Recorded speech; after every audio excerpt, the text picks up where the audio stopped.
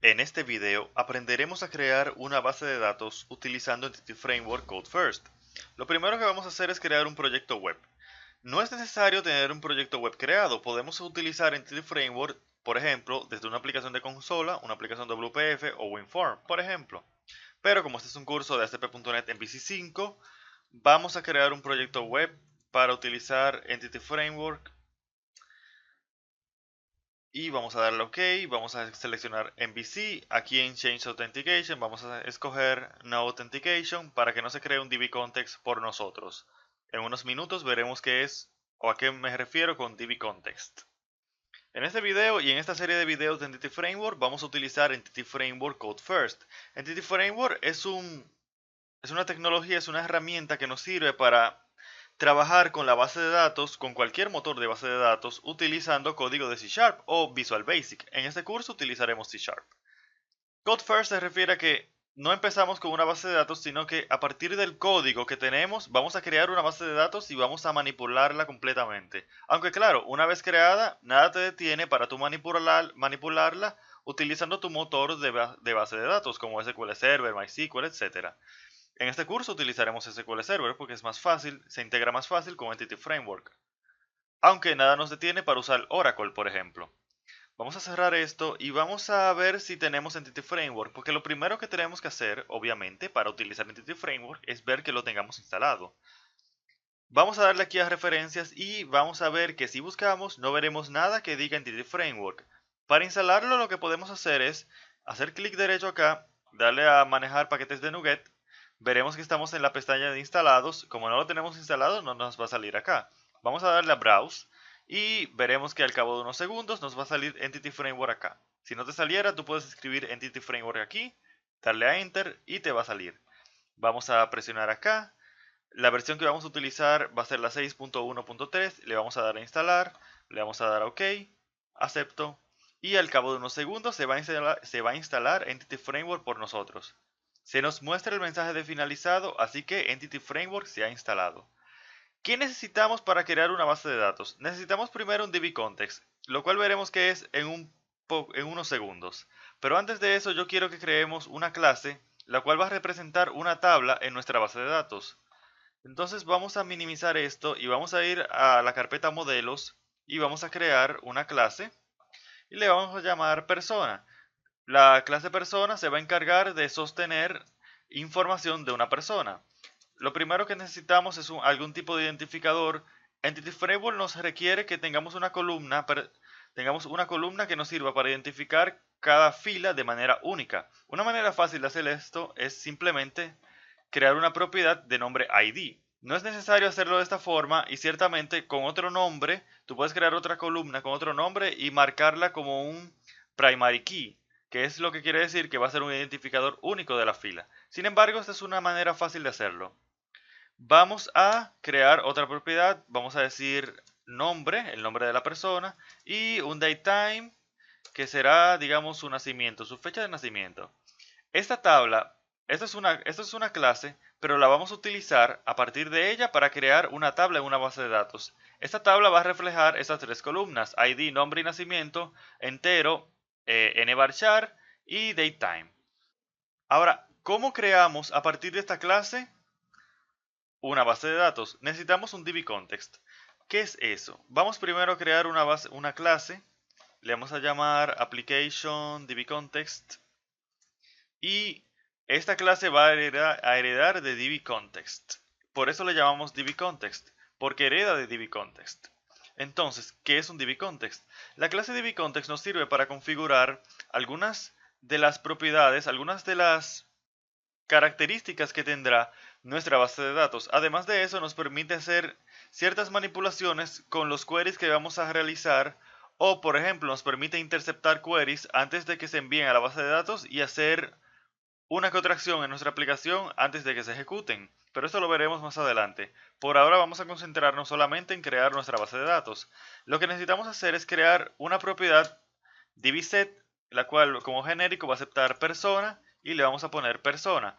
Cada DBSet que pongamos aquí, cada propiedad del tipo DBSet, y aquí vamos a poner una clase, va a ser una tabla en nuestra base de datos creada a partir de la clase que pongamos acá. Entonces, esta propiedad persona se refiere a un diviset de persona, lo que quiere decir que se va a crear una tabla en nuestra base de datos que va a representar esta clase que tenemos aquí, es decir, que tendrá estas tres columnas que tenemos acá.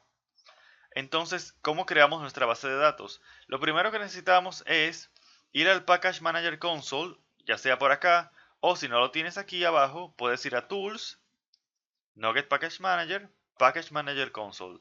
Y vamos a quitar esto, vamos a limpiar esto y vamos a decir Enable Migrations. Enable Migrations es un comando que básicamente indica que queremos utilizar Entity Framework Code First en nuestra aplicación. Esto lo que va a hacer es que va a crear una clase llamada Configuration, la cual nos va a permitir realizar ciertas configuraciones en nuestra manera de crear la base de datos y en cómo vamos a utilizar Entity Framework con nuestra base de datos. Por ejemplo, vemos aquí que tenemos la clase de Configuration creada por nosotros y tenemos una propiedad, una variable que dice Automatic Migrations Enabled y que dice False. Yo lo voy a poner True. Más adelante veremos por qué hice esto. Más adelante en otro video. Por ahora lo que te quiero decir es que esto hace que las cosas sean un poquito más fáciles y es ideal cuando tú estás empezando con un proyecto nuevo porque te permite más libertad a la hora de hacer cambios con tu base de datos.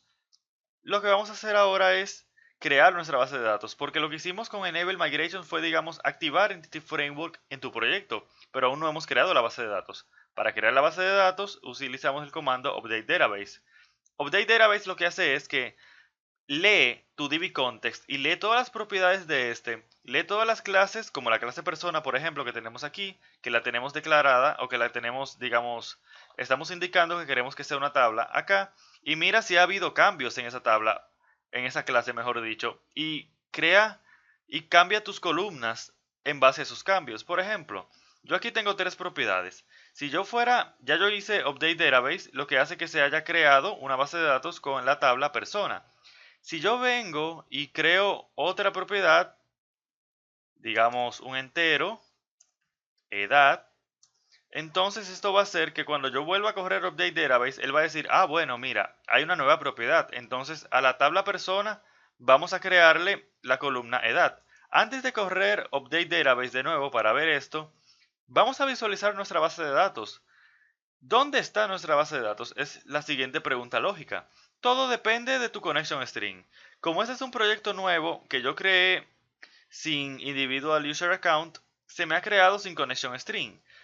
Por tanto, lo que se hace es que Entity Framework por detrás de cámaras utiliza SQLite.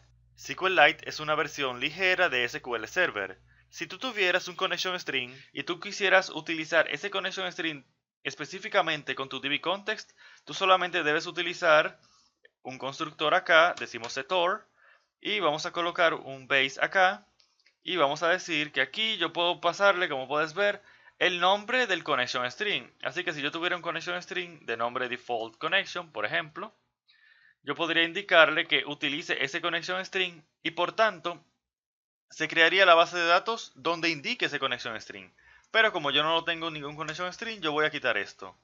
Entonces, vamos a ver nuestra base de datos. Para eso yo vengo a SQL Server Object Explorer, le doy a SQL Server y aquí yo voy a tener un conjunto de servidores que yo tengo. Estos de LocalDB.